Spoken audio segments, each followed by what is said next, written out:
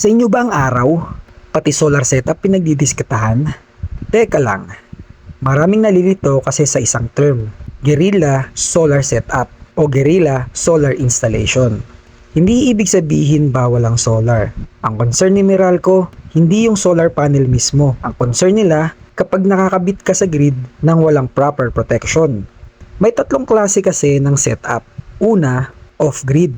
Ito yung may solar panels, batteries, inverter, and then yung load o yung mga appliances ninyo sa bahay.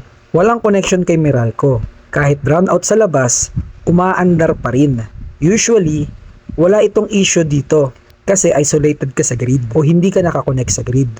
Pangalawa, yung hybrid setup. Ito yung may solar, battery, pero pwede ring nakakabit sa Meralco o utility. Dito nagiging sensitive kasi kahit hindi ka nag-e-export ng kuryente sa grid, kapag mali ang wiring, nagkakaproblema ang inverter. Possible magkaroon ng backfeed. Pangatlo, grid tied or net metering. Ito yung officially approved na pwede kang mag-export ng excess power sa grid o utility. Bakit sila strict? Imagine, may brownout. Akala ng lineman, patay yung linya. Pero may inverter palang nagtutulak ng kuryente pabalik. Delikado yun. So hindi nila inaangkin ng araw. Ang nire-regulate nila, yung connection sa public grid. Magkaiba ang solar setup at grid-connected solar.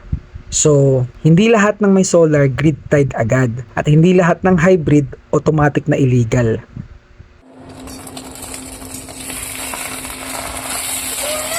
Aray, nakakaluto. Ang lakas pala sa kuryente na itong ano natin, lutuan natin, no?